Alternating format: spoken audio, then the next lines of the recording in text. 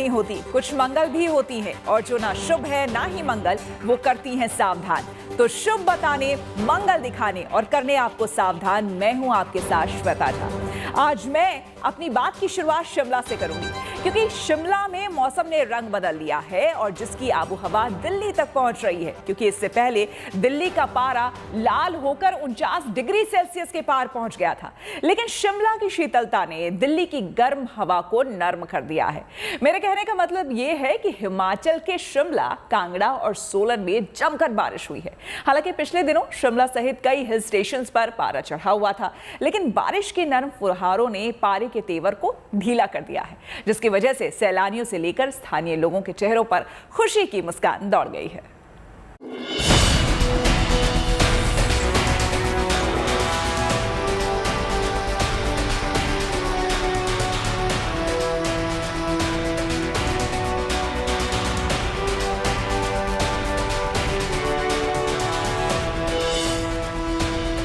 शिमला की ये तस्वीरें दिल को ठंडक देने वाली हैं।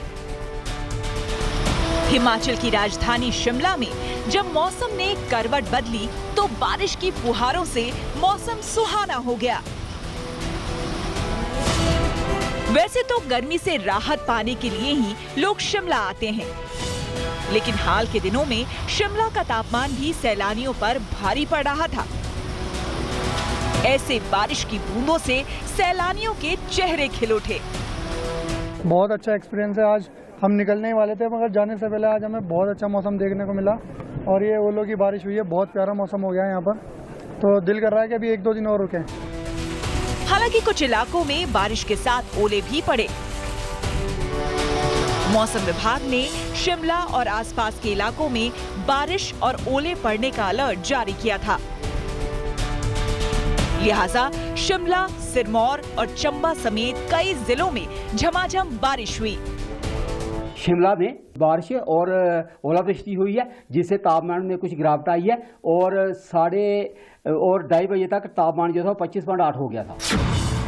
मौसम विभाग की चेतावनी के मुताबिक शिमला समेत कई जिलों में बारिश के साथ तेज आंधी चल सकती है और मौसम के बदलाव के चलते मध्य और उच्च पर्वतीय क्षेत्रों के कुछ भागों में बारिश होने की संभावना है। हालांकि हिमाचल में मार्च-अप्रैल में बारिश सामान्य से कम हुई थी, लेकिन आने वाले दिनों में अच्छी बारिश होने की उम्मीद है और इसकी झलक राज्य के कई इलाकों में अभी से दिखने भी लगी है।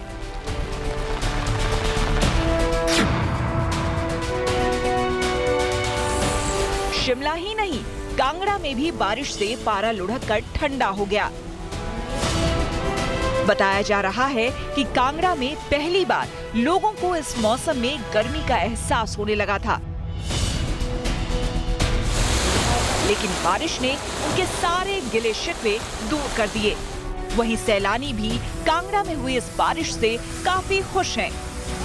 बहुत अच्छा है, बहुत रिलीफ मिल रहा है। जब मैं कल आया था यहाँ पे बहुत ज़्यादा गर्मी थी पहले, और बट अभी बारिश होने के बाद इतना अच्छा लग रहा है बेहिसाब।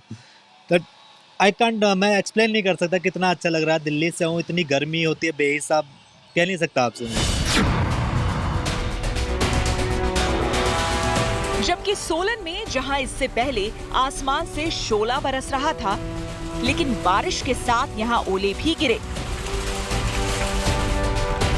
जिससे तापमान में 6 डिग्री सेल्सियस तक की गिरावट दर्ज की गई। हाल के दिनों में सोलन का अधिकतम तापमान 30 डिग्री सेल्सियस तक पहुंच गया था। सोलन में हुई बारिश से ये फायदा हुआ कि कसौली, सोलन और सनावर के जंगलों में लगी आग बुझ गई, जिससे स्थानीय निवासियों को बड़ी राहत मिली है। शिमला से विकास शर्मा, कांगड़ा से अशोक रैना के साथ सोलन से Rajesh Sharma, good news today. Shimla की ठंडक दिल्ली एनसीआर तक महसूस की जा रही है, क्योंकि इससे पहले दिल्ली तापमान में अर्धशतक लगाने की तैयारी में था, लेकिन शिमला की बारिश ने पारी की रफ्तार को बढ़ने से रोक दिया है। मौसम विभाग के मुताबिक दिल्ली एनसीआर समेत उत्तर भारत के मैदानी इलाकों में तापमान में गिरावट आ सकती है। हालांकि ये फौरी राहत होगी, क्योंकि 20 मई से एक बार फिर से पारी की त्योरियां चढ़ सकती हैं।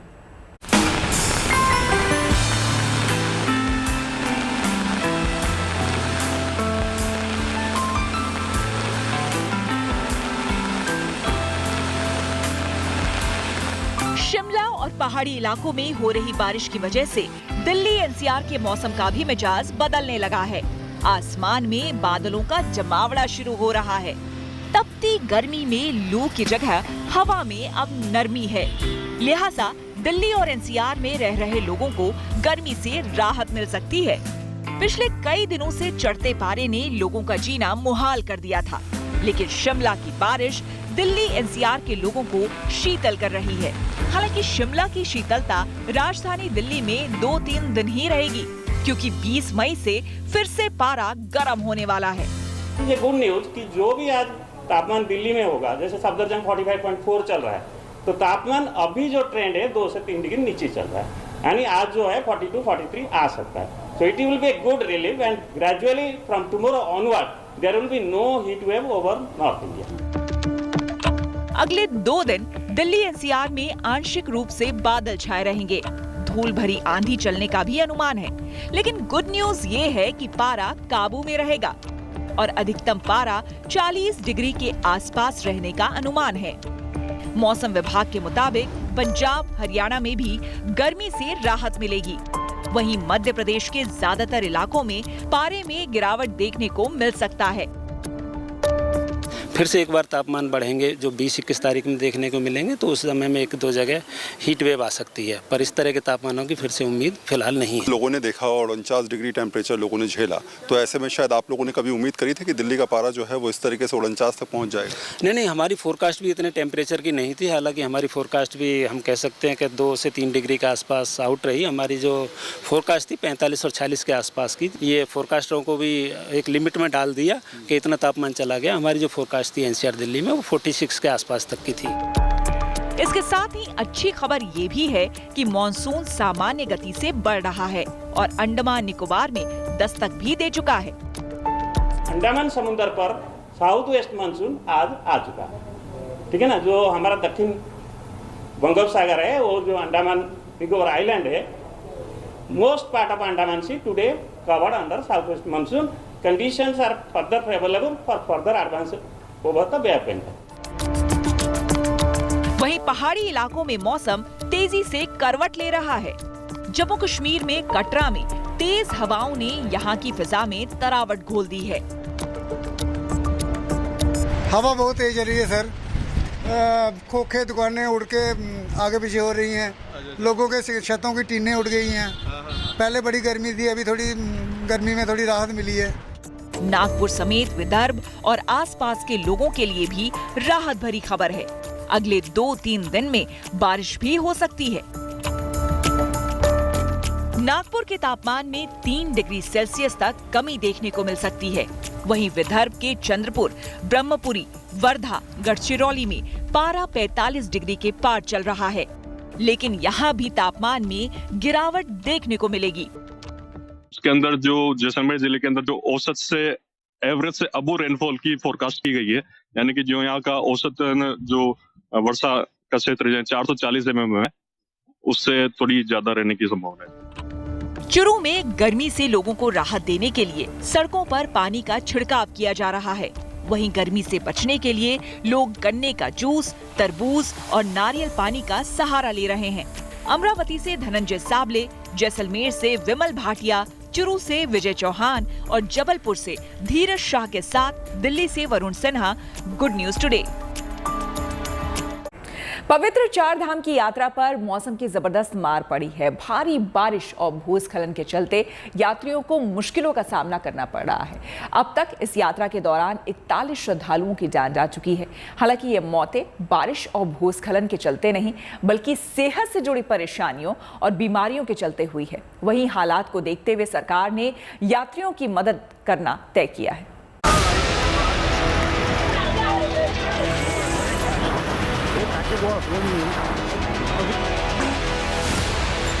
2 दिन से फंसे हुए हैं जाम में। आगे भी ऊपर जाम ही बता रहे हैं। प्रशासन का कोई भी इंतजाम नहीं है कि इतना टूरिस्ट आता है, इतना रिस्की है कि कुछ इंतजाम करें, कुछ नहीं है, नॉट एट ऑल।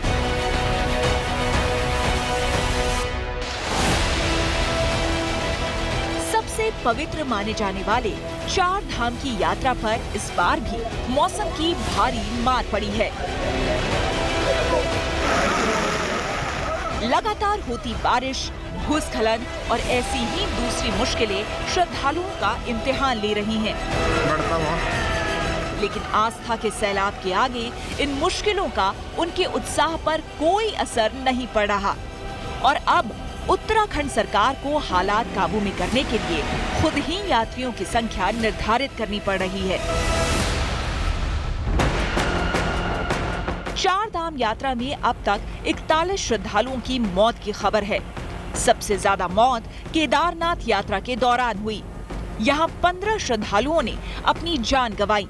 वहीं यमुनोत्री में 14, बद्रीनाथ में 8 और गंगोत्री में 4 श्रद्धालुओं की मौत हो गई। लेकिन मौत की वजह प्राकृतिक आपदा कम, बीमारी और स्वास्थ्य संबंधी परेशानियां ज्यादा रहीं।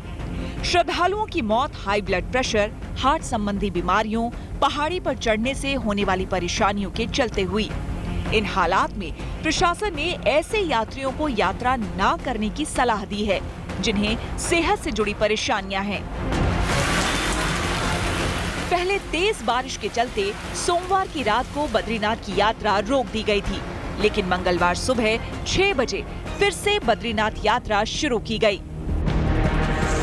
जबकि केदारनाथ पैदल यात्रा मार्ग गौरीकुंड में बंद पड़ा है, क्योंकि बीती रात हुई बारिश की वजह से ये रास्ता बंद हो चुका है, जिसके चलते गौरीकुंड में यात्रियों का लंबा जाम लगा है। चमोली में मूसलाधार बारिश के चलते बद्रीनाथ राष्ट्रीय राजमार्ग पर हनुमान चट्टी से बद्रीनाथ के बीच लामबगड़ में खचरा नाले में पानी बढ़ने और बलदूड़ा में भूस्खलन के चलते यात्रा रोकी गई थी। यात्रियों को पांडुकेश्वर, बद्रीनाथ, जोशीमठ, पीपल कोठी, चमोली और गौचर में रोका गया था। लेकिन अब जैसे जैसे हालात सामान्य हो रहे हैं, यात्रा में ढील दी जा रही है। 3 मई यानी कि अक्षय तृतीया के रोज शुरू हुई 4 धाम यात्रा को लेकर इस बार श्रद्धालुओं का जोश हाई है। हालात ये हैं कि केदारनाथ और बद्रीनाथ में कई किलोमीटर लंबी लाइनें लग रही हैं। सरकार से मिले आंकड़ों के मुताबिक बद्रीनाथ के कपाट खुलने के बाद 8 मई से 16 मई तक 1,76,463 यात्रियों ने दर्शन किए। वहीं केदारनाथ धाम कपाट खुलने की तारीख यानी 6 मई से 16 मई तक 2,13,640 यात्री दर्शन कर चुके हैं। हालांकि भारी भीड़ को देखते हुए 4 धाम यात्रा में एक बार फिर यात्रियों की संख्या को सीमित कर दिया गया है। लिहाजा अब बद्रीनाथ में रोजाना 16,000, केदारनाथ में 13,000, गंगोत्री में 8,000 और यमुनोत्री में रोजाना 5,000 श्रद्धालु दर्शन कर सकेंगे।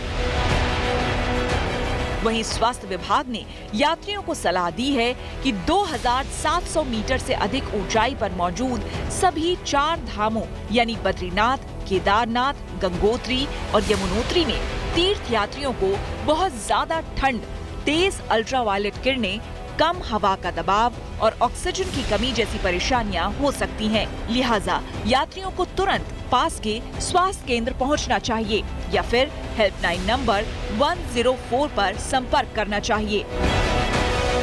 Bureau report, good news today. Assam में भारी बारिश और बाढ़ ने लोगों का जीना मुहाल कर दिया है। पूरे सूबे में 2 लाख से ज्यादा लोग बाढ़ से प्रभावित हुए हैं। बाढ़ की विभीषिका का अंदाजा इसी से लगाया जा सकता है कि पुल तिनके की तरह यहां बह गया और ट्रैक पर खड़ी ट्रेन देखते ही देखते पलट गई। हालांकि प्रशासन राहत और बचाव कार्य में जुटा हुआ है।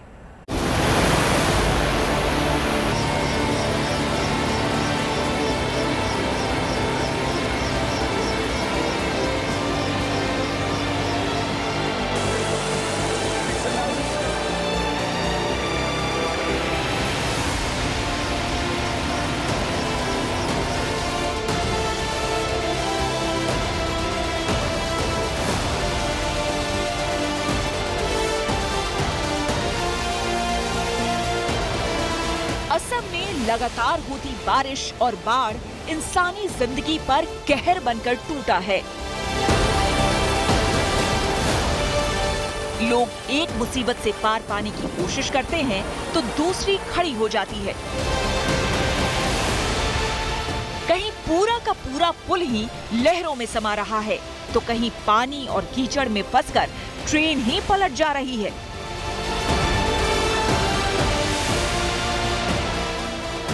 सबसे पहले बाढ़ के सामने धराशायी होते इंसानी इंतजामों की ये दो तस्वीरें देखिए।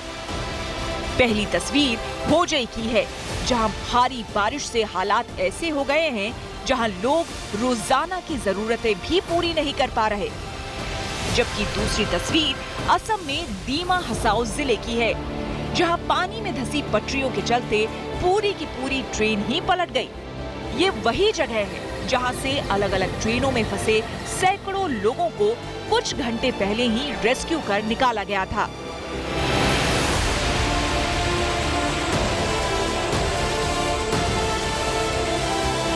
ये तस्वीरें असम के दीमा हसाओ जिले की है, जहां भारी बारिश की वजह से एक ट्रेन में 119 लोग फंसे हुए थे, जिन्हें वायुसेना के जवानों ने एयरलिफ्ट कर सुरक्षित बाहर निकाला।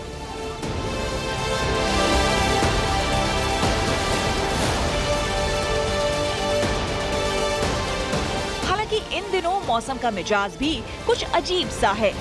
कई राज्यों में जहां लोग हीट वेव से परेशान हैं, वहीं असम और केरल में लोग बारिश और बाढ़ से हलकान हैं। असम में बाढ़ के चलते 1,97,000 से ज्यादा लोग प्रभावित हुए हैं।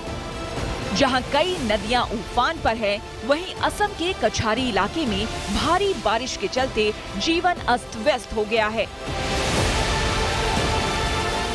बारिश और बाढ़ तो कहर बरपा ही रही है, वहीं भूस्खलन ने लोगों की मुश्किलें और बढ़ा दी हैं। भूस्खलन से कई घर तबाह हो चुके हैं।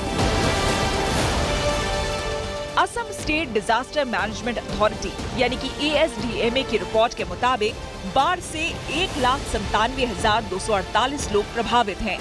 इनमें सबसे ज्यादा होजई में 78,157, जबकि कछार में 51,357 लोग प्रभावित हुए हैं। राज्य में भारी बारिश, बाढ़ और भूस्खलन ने लोगों का जीना मुहाल कर दिया है। रेल और रोड कनेक्टिविटी भी टूट गई है। बारिश और बाढ़ का सबसे ज्यादा असर पहाड़ी जिलों में हुआ है। हालांकि प्रशासन राहत और बचाव कार्य में जुटा हुआ है। Bureau report, good news today. मायानगरी मुंबई हर साल बारिश में समंदर बन जाती है, लेकिन BMC का दावा है कि इस बार की बारिश में मुंबई में पहले जैसे हालात नहीं होंगे, क्योंकि मॉनसून से पहले BMC बारिश से निपटने की जोर शोर से तैयारी कर रही है। दावा तो यहां तक किया जा रहा है कि शहर के 63% नालों की अब तक सफाई हो चुकी है, लेकिन सवाल यह है कि क्या इस बार मुंबई में बारिश के मायाजाल का तिलिस्म टूट जाएगा?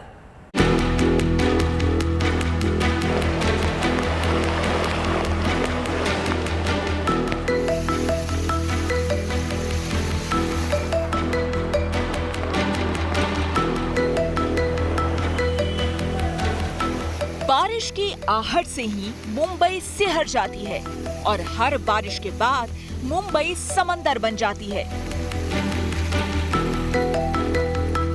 मुंबई की सड़कों के गड्ढे पानी से भर जाते हैं और बारिश बाढ़ का रूप धारण कर लेती है। इस साल भी मॉनसून के आने की दस्तक सुनाई देने लगी है। लिहाजा हर मुंबईकर के मन में ये सवाल है कि क्या इस बार भी मुंबई बारिश के बाद समंदर बनेगी? लेकिन इस बार BMC की कोशिश मुंबई को डूबने से बचाने की है। BMC कमिश्नर के मुताबिक पिछले साल की तुलना में इस बार ज्यादा अच्छे से तैयारी है और बारिश से निपटने के इंतजाम कर लिए गए हैं। This is the first year when I got a better grip of this Tala cleaning and monsoon preparedness, because things come with experience. BMC commissioner के मुताबिक मुंबई में अब तक 63% नालों की सफाई हो चुकी है। रेलवे और MMRDA के साथ लगातार बैठकें हो रही हैं। मुंबई में बाढ़ की आशंका वाले 386 इलाकों में डी वाटरिंग पंप लगाए जाएंगे। रेस्क्यू के लिए कई इलाकों में फ्लाईओवर को सड़क से जोड़ने वाले रैंप बनाए गए हैं। यही नहीं, इस साल बीएमसी ने 2 बड़े अंडरग्राउंड वाटर टैंक बनाए हैं, जिनकी गहराई करीब 20 फीट है। हालांकि बीएमसी कमिश्नर का ये भी कहना है कि अगर 240 से 280 मिलीमीटर तक एक दिन में कुछ घंटे की बारिश होती है तो हालात को संभालना मुश्किल होगा। So now if you are getting 240 millimeter in 3 hours, then no kind of measure can help us. So this is beyond our control if it rains of that level. बहरहाल बीएमसी अपनी तैयारियों को लेकर बड़े-बड़े दावे जरूर कर रही है, लेकिन मॉनसून के आने पर उनके दावों की परीक्षा हो जाएगी। ऐसे में सवाल है कि इस साल भी बीएमसी को बदनामी मिलेगी या फिर तारीफ बटोरेगी। मुंबई से Pankaj Upadhyay, good news today.